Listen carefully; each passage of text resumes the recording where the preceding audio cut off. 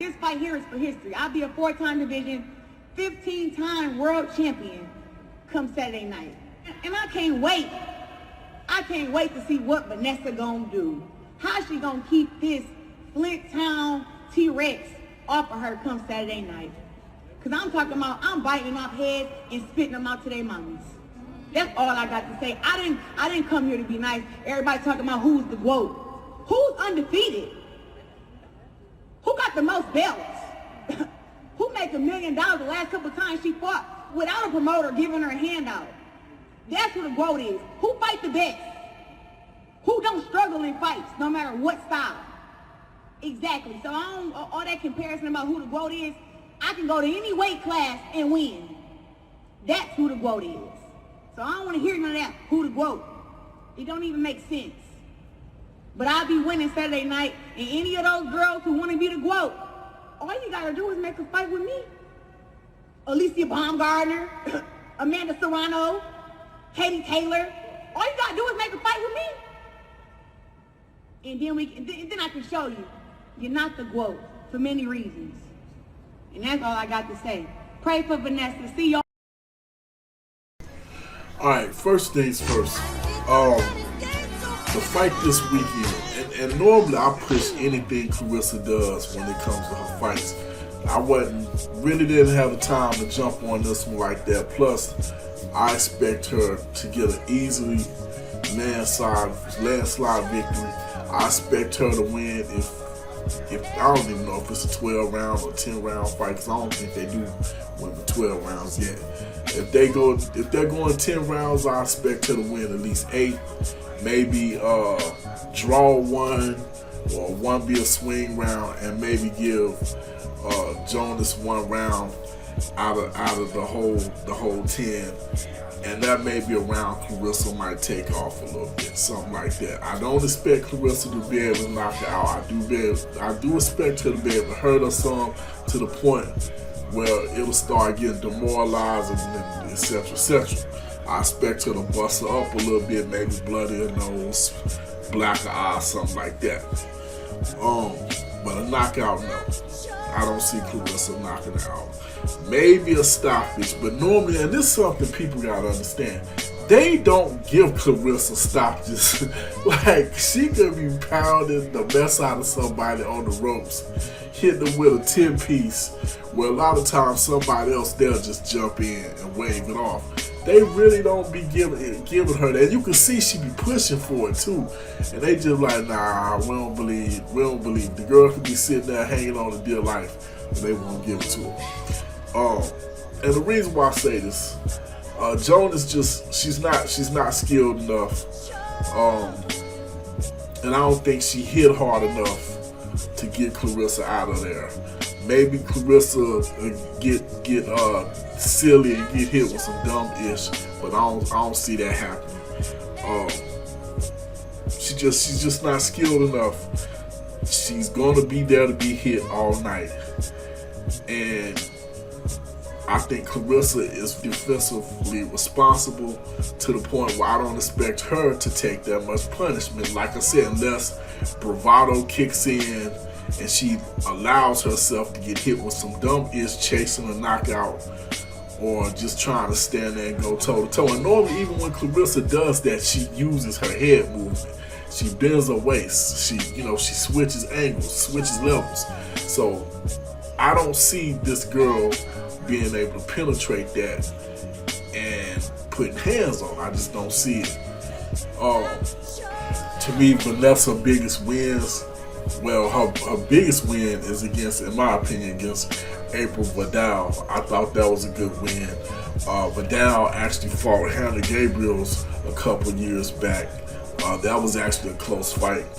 And her first and only loss came to Alexandra Jimenez. For those that don't remember her, she's the girl that fought Franchon Cruz-Dezern a couple years back and was found to have steroids. A great fight. I mean, they slugfest. Some people thought Franchon won. I actually thought she won.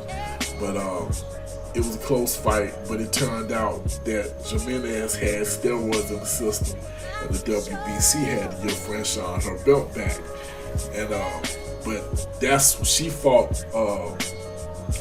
She fought Vanessa when she was a heavyweight. She moved down to 168 to fight Franchon, so she looks a little different. She's very slim in the picture. When she fought Franchon, when you see her fighting a heavyweight, she was a big girl. But anyway, none of that's going to save her when she get there with Claressa Shields. Now, what I really wanted to talk about was Claressa and her GWOAT statement and what's going on with that. There's been a lot of commotion over the last couple of days based off of what Jake Paul and his company MVP did by calling Amanda Serrano the GWOAT. So Claressa took it personal. She's finding out real quick that you ain't got no friends in this boxing game, whether you're talking about Amanda Serrano or you're talking about Alycia Baumgardner. Heck, even her and Katie Taylor are casual. They're okay. They're not, she doesn't look at it as an enemy. I don't think they're close. But she talked to Amanda Serrano. She called her, etc., etc. Her and Alycia Baumgardner used to work out together, trained in the same gym, etc., etc. So she's found out these girls want a spot. They want to be and have what you have. They want to get paid like you get paid. And now Amanda Serrano's getting paid very well. That's why she took the shot at her and said, basically getting a handout from your promoters, which is Jake Paul. Jake Paul made it a point to pay Amanda Serrano $500,000 or more for her fights. So clearly Amanda Serrano's going to be loyal to him because he saved her career. Maybe not far as in the ring, but I'm talking about from a financial standpoint. But at the end of the day, I don't see none of them being able to get in the ring with him because they're just too small. So it's the statement that she made is kind of hollow because unless one of them say, you know what, meet me at 147, which I'm telling you, if Katie Taylor was to say, fight me at 147, that fight would happen, in my opinion. I don't think Alycia Baumgardner had the juice to get her to come to 147, but Katie Taylor's a different story. She's sitting at 140. Amanda Serrano, I think, fights at 135, 130, I think 135. Baumgardner 130, something like that. That's more of a stretch. But could they wind up getting in the ring? Hey man, who knows? But I know one thing, if they do fight, any of those combinations would arguably be the biggest fight in women's boxing history, especially if it's Serrano or Katie Taylor on paper. That's the only thing you can say. The same way with Katie Taylor when she fought Amanda Serrano on paper, that was the biggest fight women's boxing has ever seen. Now you can compare Claressa Shields and Savannah Marshall to that because that had the same type of hype until Claressa Shields beat her. Then all of a sudden Savannah Marshall was supposed to be a bust, or she was overhyped, etc., etc. She wasn't overhyped. Claressa Shields just handled her with ease. That's all.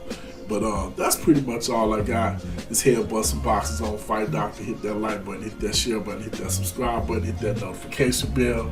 Hit me up in the comment section. Let me know what you think. Will Claressa Shields dominate Vanessa Jonas this weekend? And is it possible if she does? Could we see her getting in the ring with Amanda Serrano or Katie Taylor or possibly the very, very, very lovely very, very beautiful, very sexy Alycia Baumgardner? Could we see any of those fights take place? I just don't think so. Maybe Baumgardner, because she's actually heavier than what she fights at. I think she can make 147, but I don't think Claressa will fight her at 147. I think she'll make her move to 154. But Taylor and Serrano, I think she would. I think they have enough juice.